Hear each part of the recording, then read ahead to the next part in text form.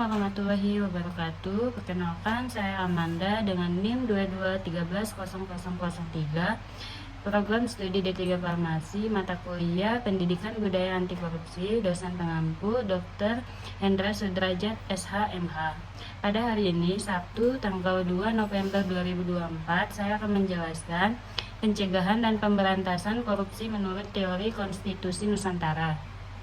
Teori konstitusi Nusantara sebagai suatu teori baru yang ditemukan dari hasil riset pada tahun 2016 di Malang, Provinsi Jawa Timur oleh Dr. Hendra Sudrajat SH.MH sebagai peraih rekor muri Dokter Hukum Tata Negara termuda di Indonesia dengan lulusan cum laude tahun 2011 dan saat ini menjabat sebagai Direktur Dumantara Riset Institut dan Wakil Rektor 1 Universitas Karya Bangsa.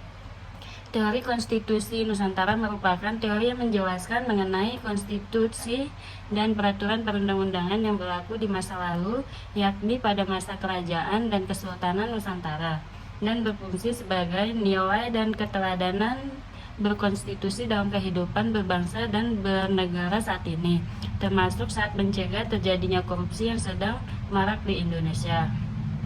Dalam teori konstitusi Nusantara memiliki bahasan yang berhubungan dengan mata kuliah Pendidikan Budaya Anti Korupsi karena salah satu pembahasannya memiliki hubungan dengan penegakan hukum dalam mencegah dan memberantas korupsi. Adapun komponen teori konstitusi Nusantara atau teori Nusantaralisme Constitution State of Culture sebagai berikut. Yang pertama, Papers Habits atau kebiasaan masyarakat. Pada masa kejayaan Nusantara terdapat kehidupan masyarakat yang memiliki tradisi dan kebiasaan para pemimpin masyarakat di kala itu. Kebiasaan para pemimpin dan tokoh masyarakat sebagai suatu cerminan keteladanan dalam bermasyarakat. Keteladanan tersebut terlihat dalam perilaku dan tindakan yang diikuti oleh anggota kelompok masyarakat yang menjadi modal terbentuknya suatu masyarakat sehingga di mana ada masyarakat di situ terdapat hukum. Dalam pencegahan korupsi perlu diawali dengan kebiasaan, perilaku, dan sikap yang baik, seperti menjadi teladan dalam hidup dengan menjadi pelopor anti korupsi di kalangan mahasiswa dan masyarakat. Yang kedua, living law atau hukum yang hidup.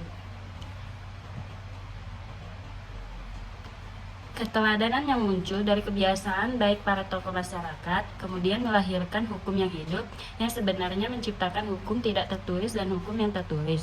Terdapat banyak hukum hidup dalam masyarakat, khususnya bagi masyarakat adat yang ada di Indonesia. Hukum yang hidup ini menjadi tradisi dan adat istiadat masyarakat Indonesia dan dijamin dalam konstitusi. Budaya malu untuk mengambil yang bukan hak miliknya. Sesungguhnya bagian pendidikan anti korupsi yang memiliki daya tangkal yang efektif. Yang ketiga, power of king atau kekuatan pemimpin. Dalam sebuah kepemimpinan, dibutuhkan suatu kekuatan pemimpin dalam menggerakkan kepemimpinannya, sehingga dalam teori konstitusi Nusantara dijelaskan bahwa hukum yang hidup tadi menjadi kekuatan pemimpin untuk menjalankan kepemimpinan kepemerintahannya dan berlaku di setiap tingkatan kepemimpinan baik dari tingkat pusat sampai tingkat daerah. Kekuatan pemimpin menciptakan ketegasan dalam memberantas korupsi di Indonesia. Yang keempat, trial constitution atau konstitusi negara. Teori konstitusi Nusantara menjelaskan poin penting dari suatu konstitusi adalah materi muatan konstitusi sehingga konstitusi negara berfungsi untuk mengatur tatanan bernegara termasuk untuk membatasi, mengawasi kekuasaan atau untuk tidak korup, mengatur distribusi kekuasaan negara agar tidak terjadi penyalahgunaan wewenang negara. Konstitusi negara terdiri dari konstitusi tertulis dan tidak tertulis, dapat bekerja maksimal untuk mencegah dan memberantas korupsi di Indonesia. Yang kelima, Archipelago Territory atau kewilayahan Nusantara atau kedaulatan negara. Teori konstitusi Nusantara memberikan penjelasan bahwa kedudukan kewilayahan Nusantara sangat penting. Penjelasan kewilayahan Nusantara sama artinya dengan kedudukan kedaulatan negara. Hal ini memberikan pemahaman secara umum bahwa negara terbentuk dari sebuah wilayah dan kedaulatan masing-masing negara di samping berasal dari rakyat dan pemerintah, sehingga kewilayahan posisi keilmuannya penting untuk memperkuat posisi negara. Menurut Dr. Hendra Sudrajat, SHMH, penguatan masing-masing kewilayahan dalam mencegah dan memberantas korupsi perlu dilakukan yang dimulai dari keluarga masing-masing, sehingga korupsi dicegah dari wilayah keluarga, yang pada akhirnya menjadi suatu kedaulatan hukum negara yang bebas dari tindak pidana korupsi. Di samping itu, dalam kajian kewilayahan menurut Dr. Hendra Sudrajat, SHMH, bahwa KPK perlu dibentuk di tingkat provinsi dan kabupaten atau kota, mengingat maraknya korupsi di tingkat daerah, sehingga dengan keberadaan KPK secara kelembagaan di tingkat daerah dapat bekerja secara hierarkis dengan KPK yang ada di pusat. Yang keenam, kingdom struktur atau struktur negara. Kingdom struktur atau struktur negara dalam pembahasan teori konstitusi Nusantara merupakan struktur dan pembagian kekuasaan seperti kekuasaan legislatif, kekuasaan eksekutif, dan kekuasaan yudikatif. Struktur negara ini bekerja untuk memaksimalkan organ-organ negara dalam menjalankan kekuasaan pemerintahan negara. Menurut Dr. Hendra Sudrajat, SHMH, negara memiliki suatu komisi negara sebagai cabang kekuasaan negara, seperti Komisi Pemberantasan Korupsi yang berwenang memberantas korupsi di Indonesia. Yang ketujuh, konsensus legality atau legalitas konsensus. Teori konstitusi Nusantara menjelaskan bahwa konsensus legality merupakan kesepakatan antara pemimpin dan rakyat dalam suatu negara.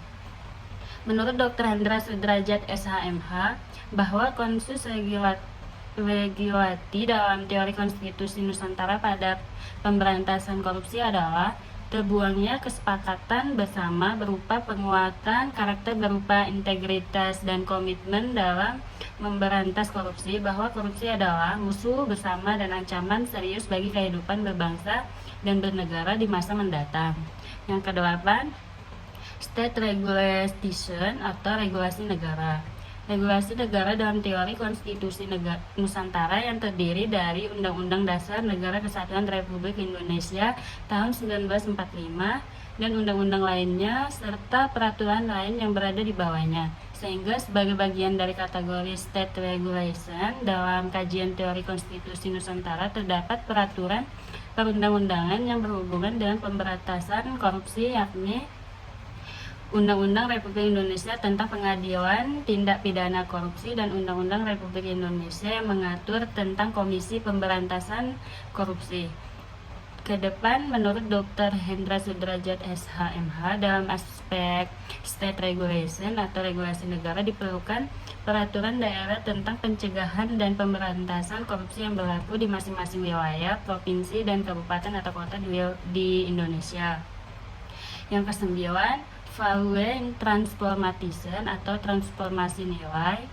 Dr. Hendra Sudrajat, SHMH, sebagai penemu teori konstitusi Nusantara selalu mengatakan bahwa Indonesia today and tomorrow is the reality of the archipelago in the past, yang artinya Indonesia hari ini dan esok adalah kenyataan Nusantara di masa lalu.